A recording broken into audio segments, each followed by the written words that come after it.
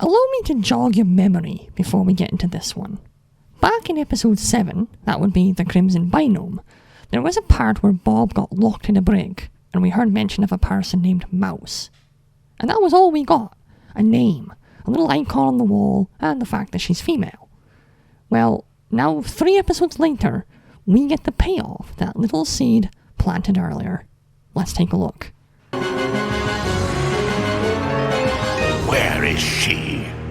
She'll jeopardize the whole mission. With her reputation, with her sense of humor, I should never have paid in advance. Oh, don't be so hard on yourself, sweetie. I'm here now. Mouse, how did you get in here? That's what you hired me for, isn't it? True, but you're late. Yeah, well, get over it. We've got a mission to start, okay, sugar? And move it. My meter's running. Indeed. Hey, she touched me! Hubba, hubba! What a charming young lady. Providing she stays on mission, she is in command. Otherwise, delete her. The Great Brain Robbery was written by Jono Howard, with story by Jono Howard and Blaine Richard. The main cast includes Michael Benier as Bob, Kathleen Barr as Dot, Jesse Moss in his final regular appearance as Enzo, Tony J as Megabyte, Phil Hayes as Hack, Gary Chalk as Slash and Al's waiter, Michael Donovan as Fawn, and Louise Valance as Mouse. Right from the get-go, this episode establishes the fact that Mouse is going to be central to the plot. We'll learn about her gradually, but for now, we know she's a charming rogue archetype and can get in anywhere. Reboot crosses the streams with Fantastic Voyage a little bit, as the vehicle housing Mouse, Hack, and Slash are shrunk down with a file compressor. Hee clever computer reference. They're then put into a dropper, and Megabyte passes it on to one of his agents in the field. Meanwhile, our heroes have finished a game, which we sadly do not see, and they decide to head to Al's diner for drinks, instead of, the diner that Dot owns, that they go to every other time. Isn't Area 31 supposed to be like a really rough neighborhood? This seems odd. Call it a nitpick, but I wouldn't care this much if the whole plot didn't require them to be at this particular diner. Anyways, the trio sit down at a booth.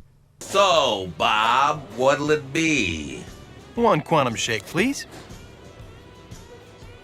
Coming right up! Wow, Al's fast today.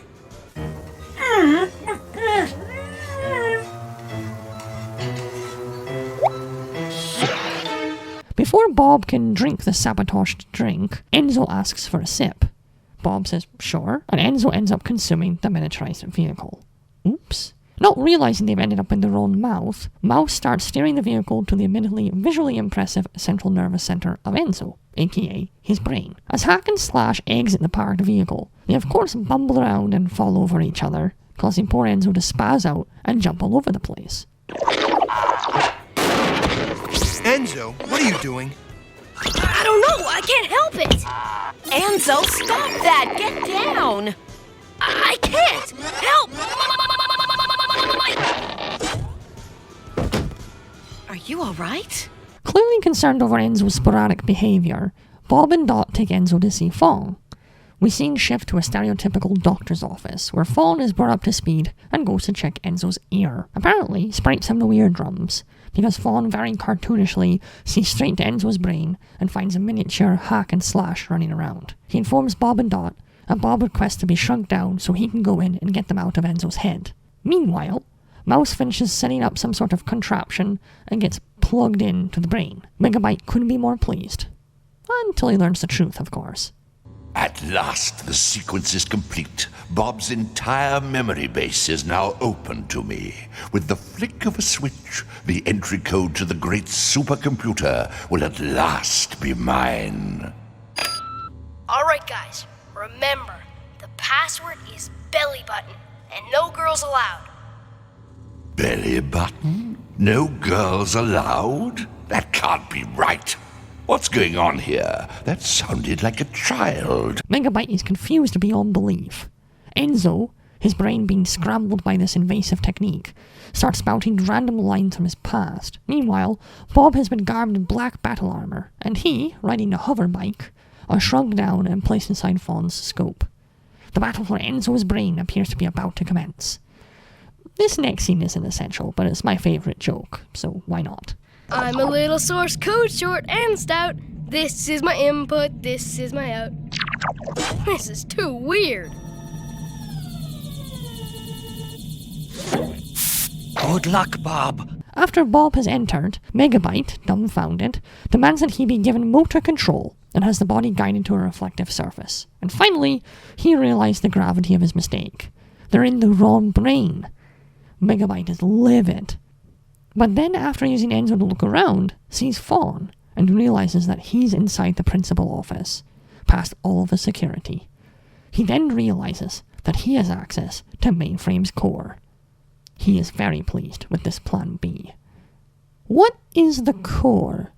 What does it do? Where is it exactly?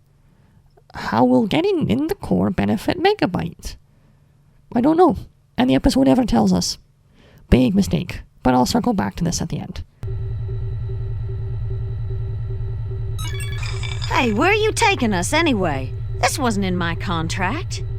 It's my second choice, Mainframe Central System Core. It's no supercomputer, but not a bad catch either. You have a problem with that, Mouse? Not really. What was that? We've got an intruder. Inside! Bob arrives in Enzo's brain and starts bombarding the vehicle. That seems like a really bad idea, but it doesn't seem to do any harm to Enzo, or any more than he's already taken, or is about to take. Hack and Slash swap out their hands for guns, and their unjetpacked backs for jetpacks, and give chase.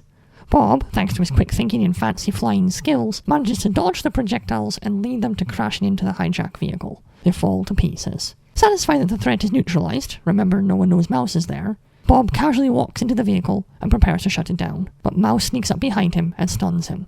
Bob falls to the ground, surrounded by a stasis field. Meanwhile, Megabyte brings Enzo to the core. How does he evade Dot and Fawn? He jumps through the roof, of course.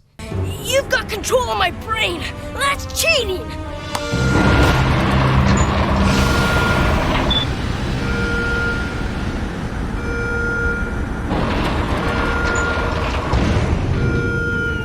Mainframe is doomed. Megabyte tells Mouse to await further instructions, and Mouse decides to take the opportunity to find out who the mystery intruder is. She gets rid of the field around his head and removes Bob's helmet, immediately recognizing him. Too bad for Megabyte. Bob knows some very interesting people. Mouse?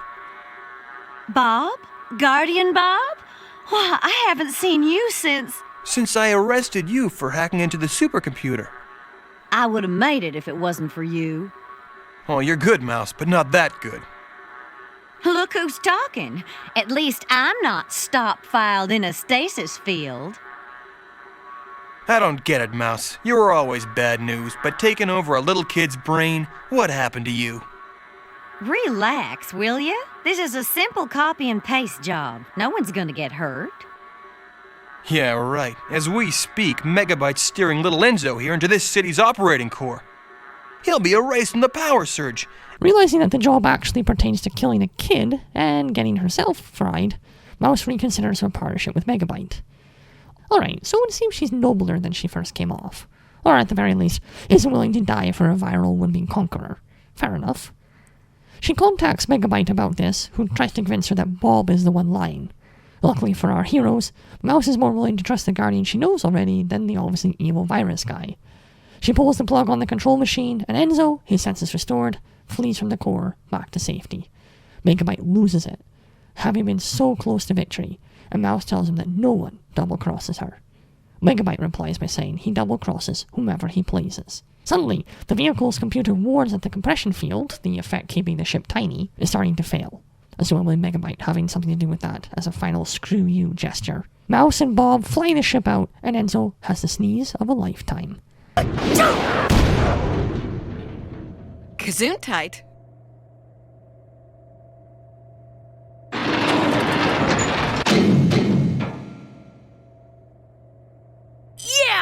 Bob, you saved my brain! Hey, we did it! Bob, who's that girl? That's Mouse. Mouse, I'd like you to meet... Mouse? Mouse? Same old Mouse.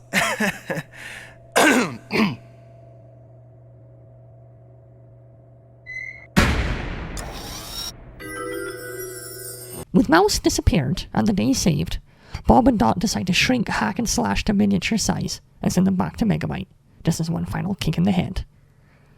Well, this is a fun one. We get a great adventurous introduction to the enigmatic Mouse, and we see Megabyte after many episodes of absence. While the execution of his plan is fantastical, it was at least clear in his goal: access codes to the supercomputer. Right away, you know what kind of trouble that could spell. And considering how easy it was, if good fortune hadn't intervened, maybe Mainframe really would have been doomed. Just that thought makes Megabyte threatening here. And as always, the dialogue was witty, greatly timed, and laced with good humour. It's getting almost redundant to mention those positive features. There is a but to this one, though. Maybe two? Some of the gags are a little too goofy. The easiest example is Enzo suddenly Mario jumping through the roof of the medical room. Huh? Can everyone do that when their brain is hijacked? I feel like some of the cheesiness of the earlier tales has returned here. Minor points lost. The other issue. What is the core? And if it's so critical, why have we never heard of it before now? I don't need a Star Wars text crawl, but some brief explanation of Megabyte's Plan B would have been nice. All in all, a fun adventure tale filled with a cool chase scene, a return to Owl's Diner, some great lines, and a new character, with some plot hiccups along the way. I'm the reviewer, look at me. I give the episode a 2 out of 3.